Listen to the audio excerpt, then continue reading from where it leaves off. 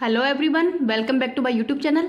आज है 18 अप्रैल और आज की क्लास के अंदर अपन जो आपकी फूल पत्ती वाली क्लास है उसका रिवीजन करते हैं। तो चलो क्वेश्चन नंबर 1 से देखते हैं क्वेश्चनों को। वित्त वर्ष 2022-23 के अंदर ही भारत का सबसे बड़ा व्यापारिक भागीदार देश कौन सा है? तो सबसे ज़्यादा जो बड़ा व्यापारिक भागीदार देश है वो कौन सा है? तो यूएसए है। यूएसए के साथ में ही भारत के द्वारा जो व्यापार है वो 128.55 बिलियन डॉलर का हुआ है। सेकंड नंबर पे है चाइना और थर्ड नंबर पे है यूएई। तो ये जो वित्त वर्ष 2022-23 के अंदर जो ये सबसे बड़ा व्यापारिक भागीदार देश है, तो ये आंकड़े हैं किसके द्वारा जारी किए गए हैं? तो वाणिज्य एंड उद्योग मंत्रालय के द्वारा ही ये जारी किए गए हैं। तो सब भारत है जो यूएसए के साथ में निर्यात तो ज़्यादा है और आयात कम करता है। तो जब निर्यात ज़्यादा हो और आयात कम होता है तो उसको व्यापार अधिशेष कहते हैं। और चाइना के साथ में आयात तो ज़्यादा है और निर्यात कम है, तो इस दशा को व्यापार घाटा कहते हैं। और कितने डॉलर का है? तो ये है 83 बिलियन डॉलर का व्यापार घाटा है चाइना के साथ में, तो इसको भी याद रख लेना। आगे देखते हैं, भारत के द्वारा यूएसए को कितना निर्यात किया जाता है? तो 78 बिलियन डॉलर का किया जाता है। और आयात तो ये किया जाता है 50 बिलियन डॉलर का। तो ये कितना अधिशेष है? तो 28 बिलियन डॉलर का अधिशेष है यूएसए के साथ में, तो इसको याद रख लेना, ये आंकड़े इंपोर्टेंट है। आगे देखते हैं लल्लन टॉप क्वेश्चन। भारत के अंदर ही सर्वाधिक एफपीआई है वो कहाँ से आता है? तो यूएसए से आता है। वज्र प्रहारक अभ्यास का आयोजन तो भारत और यूएसए के मध्य किया जाता है। ऑस्कर अवार्ड है वो कहाँ प्रदान किए जाते हैं? तो ये ऑस्कर अवार्ड है कहाँ पे दिए जाते हैं? तो लॉस एंजल्स यूएसए के अंदर ही दिए जाते हैं। और इस बार कौन से नंबर के थे? तो 95 नंबर के हैं। और इस बार भारत को 2 ऑस्कर अवार्ड मिले थे, एक तो नाटू नाटू सॉन्ग के लिए ही, RRR जो मूवी है उसके, और ये इसके संगीतकार कौन है? तो MM किरवानी को ही ये पुरस्कार दिया गया है। और एक था द एलिफेंट बीस्ट पर को भी ये ऑस्कर अवार्ड दिया गया था, तो इसको भी याद रख लेना। आगे देखते हैं, शिकागो किस झील के किनारे स्थित है? तो मिशिगन झील है उसके किनारे स्थित है, तो इसको भी याद रख लेना। आगे देखते हैं क्वेश्चन नंबर 2। भारत ने अफगानिस्तान को ही 10,000 मैट्रिक टन गेहूं भेजने का निर्णय लिया है। तो ये गेहूं भेजने के लिए ही भारत के द्वारा किसके साथ समझौता किया गया है? तो विश्व खाद्य कार्यक्रम है उसके साथ में समझौता किया है। और ये गेहूं है वो कौन से मार्ग से भेजा जाएगा? तो जो चाहबार बंदरगाह है ईरान के अंदर, तो वहां से ही भारत जो है वो अफगानिस्तान के अंदर गेहूं पहुंचाएगा। तो जो विश्व खाद्य कार्यक्रम है इसकी स्थापना कब की गई थी? तो 1961 के अंदर इसकी स्थापना की गई है। इसका हेडक्वार्टर कहाँ पे है? तो रोम इटली के अंदर इसका हेडक्वार्टर है, तो इसको भी याद रख लेना। आगे देखते हैं विश्व आर्थिक मंच। तो विश्व आर्थिक मंच है इसकी स्थापना 1971 को की गई थी। हेडक्वार्टर कहाँ पे है? तो जिनेवा स्विट्जरलैंड के अंदर इसका हेडक्वार्टर है। और इसकी शीतकालीन बैठक है वो दावोस के अंदर की गई थी। आगे देखते हैं WHO। तो WHO की स्थापना 7 अप्रैल 1948 को की गई थी और इसका हेडक्वार्टर है जिनेवा स्विट्जरलैंड के अंदर ही। नेक्स्ट देखते हैं, विश्व वन्यजीव कोष की स्थापना 1961 के अंदर की गई है और हेडक्वार्टर है ग्लैंड स्विट्जरलैंड के अंदर ही इसका हेडक्वार्टर है। अब इस क्लास की जो PDF है वो मैं टेलीग्राम पे डाल दूंगी। टेलीग्राम का लिंक इस वीडियो के ही कमेंट सेक्शन के अंदर डाल दूंगी, तो वहाँ से आप इसकी PDF भी प्राप्त कर सकते हैं। अगर आपको ये वीडियो पसंद आ रहा है तो प्लीज़ आप इसको ज़्यादा से ज़्यादा लाइक एंड शेयर कर देना, और अभी तक चैनल को सब्सक्राइब नहीं किया है तो चैनल को सब्सक्राइब भी कर लेना। आगे देखते हैं लल्लन टॉप क्वेश्चन। आतंकवाद से सर्वाधिक प्रभावित देश कौन सा है? तो ये अफगानिस्तान है। ऑपरेशन देवी शक्ति, तो ये अफगानिस्तान के अंदर जो फंसी हुई भारतीय है उनको वापस लाने के लिए ऑपरेशन देवी शक्ति चलाई गई थी। 2023 को ही किसका अंतर्राष्ट्रीय वर्ष घोषित किया है UNO के द्वारा? तो ये मोटा अनाज है इसको ही अंतर्राष्ट्रीय वर्ष घोषित किया है। और इस मोटा अनाज के लिए ही भारत के अंदर उत्कर्षा केंद्र कहाँ पे खोला गया है? तो हैदराबाद के अंदर खोला गया है। आगे देखते हैं विश्व खाद्य दिवस कब मनाया जाता है? तो 16 अक्टूबर को मनाया जाता है, इसको भी याद रख लेना। नेक्स्ट और देखते हैं क्वेश्चन नंबर 6 देखते हैं, लोहर अरुण जल विद्युत परियोजना का निर्माण कहाँ पे किया जा रहा है? तो नेपाल के अंदर ही जो अरुण नदी है वहां पर इसका निर्माण किया जा रहा है। इस जल विद्युत से कितनी विद्युत का उत्पादन किया जाएगा? तो 669 मेगावाट है वो विद्युत का उत्पादन किया जाएगा। और इसका निर्माण है वो भारत की जो सतलुज जल विद्युत निगम है उसके द्वारा ही इसका निर्माण किया जा रहा है। तो भारत की जो सतलुज जल विद्युत निगम है उसके द्वारा इसका निर्माण किया जा रहा है, तो इसको भी याद रख लेना। नेपाल के प्रधानमंत्री कौन है? तो पुष्कर कुमार दहल प्रचंड, ये नेपाल के वर्तमान में प्रधानमंत्री है। जो महाकाली नदी बांध है वो भी पंचवेश्वर बांध परियोजना नेपाल के अंदर ही है, तो इसको भी याद रख लेना। आगे देखते हैं लल्लन टॉप क्वेश्चन। भारत और नेपाल के मध्य जो विवादित क्षेत्र कौन कौन से हैं? तो काला पानी है और लिपुलेख दर्रा है। मैत्री पाइपलाइन जो कि डीजल की सप्लाई के लिए ही ये भारत और बांग्लादेश के मध्य चलाई गई है। नेपाल के राष्ट्रपति कौन है? तो रामचंद्र पौंडे हैं, ये वर्तमान में नेपाल के राष्ट्रपति हैं। आगे देखते हैं सतलुज नदी भारत के किस दर्रे से प्रवेश करती है? तो सिपकिला दर्रा से प्रवेश करती है, और ये सिपकिला दर्रा है वो कहाँ पे है? तो ये हिमाचल प्रदेश के अंदर है। आगे है सूर्य किरण अभ्यास, तो इसका आयोजन भारत और नेपाल के मध्य किया जाता है। दक्षेश का हेडक्वार्टर कहाँ पे है? तो काठमांडू के अंदर है। और दक्षेश की स्थापना कब की गई थी? तो 1985 के अंदर ही दक्षेश की स्थापना की गई है। और इसके अंदर टोटल सदस्य देश कितने हैं? तो 8 इसके सदस्य देश हैं, और जो नवीनतम सदस्य देश है वो है अफगानिस्तान, तो इसको भी याद रख लेना। आगे देखते हैं क्वेश्चन नंबर 4। इंडियन ऑयल तथा लाजा जेट इंक यूएसए की है ये, इनके द्वारा ही भारत की पहली हरित विमानन ईंधन उत्पादन की इकाई है वो कहाँ पे स्थापित की गई है? तो हरियाणा पानीपत के अंदर ही इसकी इकाई है वो स्थापित की गई है। तो किस किस के सहयोग से स्थापित की जा रही है? तो इसमें इंडियन ऑयल का 50% हिस्सा है, लाजा जेट इंक है इसका 25% हिस्सा है, और जो एयरलाइंस है इसका भी 25% हिस्सा है। तो इन तीनों के सहयोग से ही ये इकाई हरियाणा पानीपत के अंदर स्थापित की गई है। और इसकी टोटल लागत कितनी आएगी? तो 3000 करोड़ रुपए इसकी टोटल लागत आएगी, तो इसको भी याद रख लेना। और इस इकाई का मतलब उद्देश्य क्या है? तो ग्रीन हाउस गैसों का उत्सर्जन को कम करना ही इसका प्रमुख उद्देश्य है। हरियाणा पानीपत से ही हाल ही के अंदर जो बेटी बचाओ बेटी पढ़ाओ योजना भी शुरू की गई थी 2015 के अंदर, तो वो हरियाणा पानीपत से ही शुरू की गई थी। आगे देखते हैं लल्लन टॉप क्वेश्चन। दयालु योजना, सेहत योजना, चिराग योजना तथा ई अधिगम योजना है, ये हरियाणा सरकार के द्वारा शुरू की गई है। राखी गड्डी, तो ये हड़प्पा सभ्यता का सबसे बड़ा संग्रहालय है जो कि हरियाणा के अंदर ही है। फतेहाबाद, तो ये उत्तर भारत का पहला परमाणु संयंत्र है। फरीदाबाद, तो ये अंतर्राष्ट्रीय सूरजकुंड मेला है, इसका आयोजन फरीदाबाद के अंदर ही किया गया था, और इस बार कौन से नंबर का हुआ है? तो 36वें नंबर का हुआ है। आगे देखते हैं करनाल हरियाणा के अंदर ही राष्ट्रीय डेयरी अनुसंधान संस्थान भी है, और इस संस्था के द्वारा ही जो गिर गाय है उसका एक क्लोन भी बनाया है जिसका नाम है गंगा। आगे है गुरुग्राम, तो अंतर्राष्ट्रीय सौर ऊर्जा है, इसका हेडक्वार्टर कहाँ पे है? तो गुरुग्राम हरियाणा के अंदर ही है। आगे है पानीपत की जो थर्ड लड़ाई है वो कब लड़ी गई थी? तो 1761 के अंदर ही मराठा तथा अहमद शाह अब्दाली के मध्य ही लड़ी गई थी, और इस युद्ध के अंदर विजय कौन बना था? तो अहमद शाह अब्दाली है वो इसके अंदर विजेता बना था, और जो मराठा है उसका युग इस युद्ध के अंदर ही समाप्त हो गया था, तो इसको भी याद रख लेना।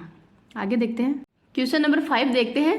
संयुक्त राष्ट्र लोकतंत्र का सबसे बड़ा दानदाताओं की सूची के अंदर ही पहले स्थान पर कौन है? तो पहले स्थान पर है यूएसए, सेकंड पे है स्वीडन, थर्ड पे है जर्मनी, और फोर्थ स्थान पर भारत। तो भारत के द्वारा ही 2022 के अंदर 1.5 लाख डॉलर है ये रुपए दान के अंदर दिए गए हैं, तो इसको भी याद रख लेना। और इसके अंदर टोटल कितने देश हैं? तो टोटल 45 देशों के अंदर ही भारत के स्थान 4th नंबर पे है। आगे देखते हैं Lallan top question. UN general assembly का ही जो 77वां सत्र है इसके अध्यक्ष कौन है? तो शोभा कोरोसी है, और ये शोभा कोरोसी वर्तमान में हंगरी के रहने वाले हैं। HDI इंडेक्स किसके द्वारा जारी किया जाता है? तो UNDP के द्वारा ही ये इंडेक्स जारी किया जाता है, जिसमें भारत की रैंक आई है 132वीं, और ये इंडेक्स है वो 3 आधारों पर ही जारी किया जाता है। जीवन प्रत्याशा, साक्षरता तथा प्रति व्यक्ति आय के आधार पर इस इंडेक्स को जारी किया जाता है, तो इसको भी याद रख लेना। आगे देखते हैं UN के अंदर ही भारत की स्थायी प्रतिनिधि कौन है? तो इनका नाम है Ruchira Kamboj. World happiness index के अंदर भारत की रैंक कौन सी है? तो 126वीं रैंक है। और जो UN हो इसकी स्थापना कब की गई थी? तो 24 अक्टूबर 1945 को इसकी स्थापना की गई है। हेडक्वार्टर न्यूयॉर्क USA के अंदर है।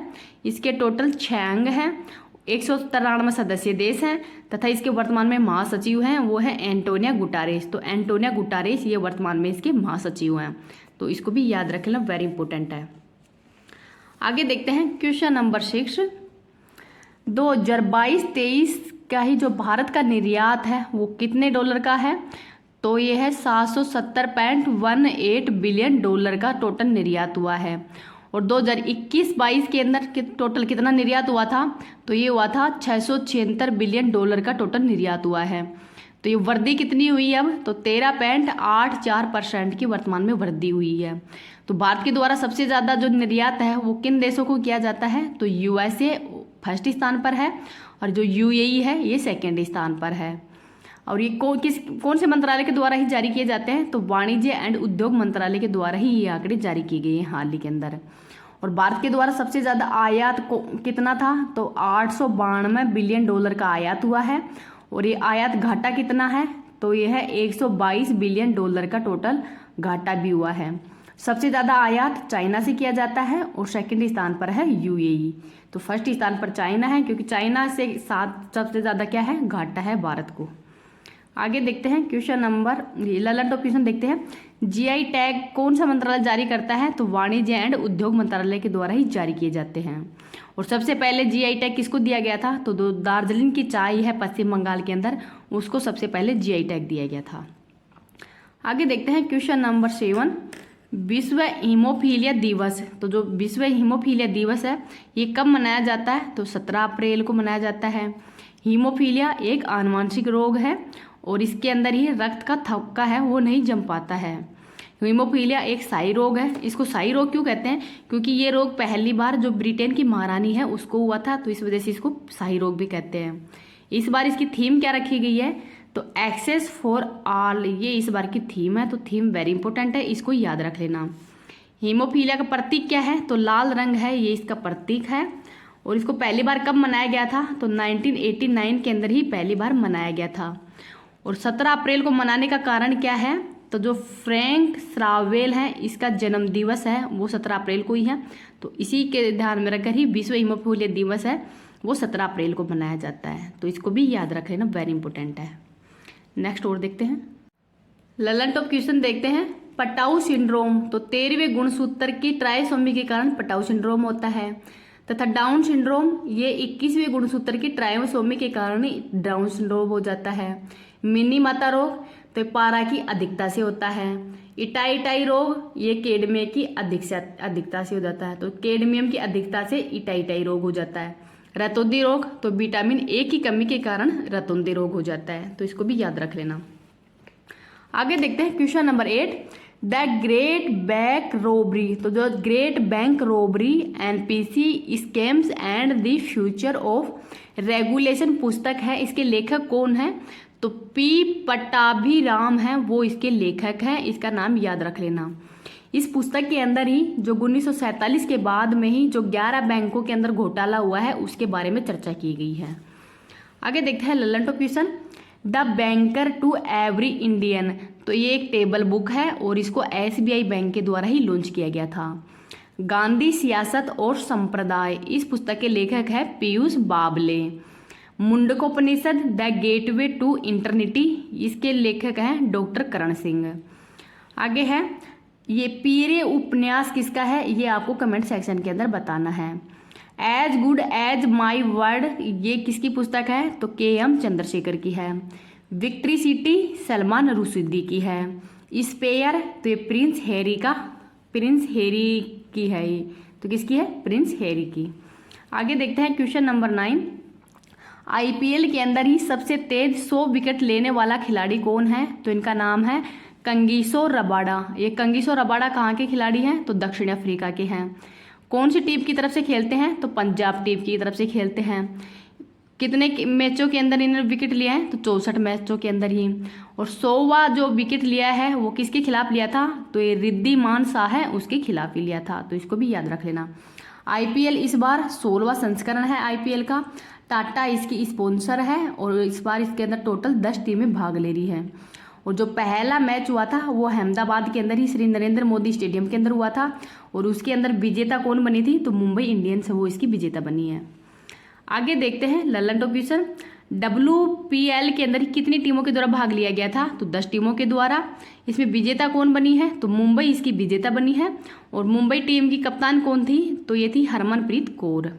और WPL के अंदर सबसे महंगी खिलाड़ी कौन थी? तो इसका नाम है स्मृति मंदाना। आगे है अंडर 19 महिला T20 वर्ल्ड कप के विजेता कौन बना है? तो भारत इसका विजेता बना है।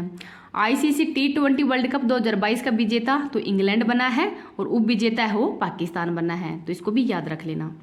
नेक्स्ट और देखते हैं क्वेश्चन नंबर 10 देखते हैं। उत्तरा बावरकर, तो उत्तरा बावरकर का संबंध किस क्षेत्र से है? तो एक अभिनय से संबंधित थी। इनका हाल ही के अंदर निधन हो गया है और इनको एक दिन अचानक फिल्म के लिए ही नेशनल अवार्ड भी दिया गया था। तो कौन सी मूवी के लिए? तो एक दिन अचानक के लिए ही। अब इस क्वेश्चन से संबंधित ललन टॉप क्वेश्चन देखते हैं, जिसके अंदर हाल ही में जिनका निधन हुआ है वो देखते हैं। बालकृष्ण दोषी, जिनका हाल ही में निधन हो गया है, इनको 2023 का जो पद्म विभूषण से भी सम्मानित किया गया है।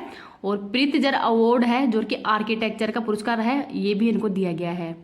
दिलीप महानोबिस ORS घोल के खोजकर्ता हैं और इनको भी पद्म विभूषण से सम्मानित किया गया है।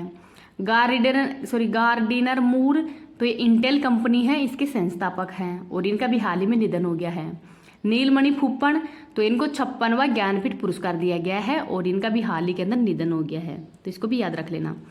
आगे देखते हैं question number 11। IHMCL Andhra Pradesh तथा तेलंगाना के ही जो टाइगर रिजर्व हैं उनके प्रवेश मार्गों पर ही फास्टैग आधारित जो भुगतान प्रणाली है वो लागू की जाएगी। तो जो फास्टैग आधारित जो भुगतान प्रणाली है वो लागू की जाएगी आंध्र प्रदेश और तेलंगाना के टाइगर रिजर्व के मार्ग पे ही है, तो इसको भी याद रख लेना। आगे अब देखते हैं जो ब्रह्मास्त्र है उसका रिवीजन कर लेते हैं। ब्रह्मास्त्र नंबर 15 देखते हैं, जिसमें महत्वपूर्ण GI टैग है, तो देख लेते हैं। सुंदरजा आम, तो सुंदरजा आम ये मध्य प्रदेश का है, रीवा जिले का ही। मुरैना गज्जक ये भी मध्य प्रदेश की है। नागरी दुबाराजा चावल ये छत्तीसगढ़ का है। गमोचा असम का है और तेंदुर रेड ग्राम ये तेलंगाना की है। सफ़ेद प्याज महाराष्ट्र का है। बस होली पेंटिंग जम्मू कश्मीर की है। वुड कार्विंग ये लद्दाख का है। रक्ते खुबानी ये भी लद्दाख का ही है। मिर्चा चावल बिहार का है। मधुबनी पेंटिंग ये भी बिहार की है। आगे है बनारसी पान बनारस का है और बनारसी लंगड़ा आम ये भी बनारस का ही है। कांगड़ा चाय हिमाचल प्रदेश की है और इसको हाल ही के अंदर जो यूरोपीय यूनियन है इसके द्वारा भी GI टैग दिया गया है। आगे है शाही लीची बिहार की है और तेजपुर लीची असम की है। जर्दालू आम बिहार का है और मिथिला मखाना ये भी बिहार का ही है। आगे है मगही पान ये बिहार का है, तो इसको भी याद रख लेना। जो इम्पोर्टेंट जो हाल ही के अंदर जिनको GI टैग दिए गए हैं उनके नाम हैं, तो ये आप जो भी एग्जाम है उनके लिए वेरी वेरी इंपॉर्टेंट है, इनको याद रख लेना।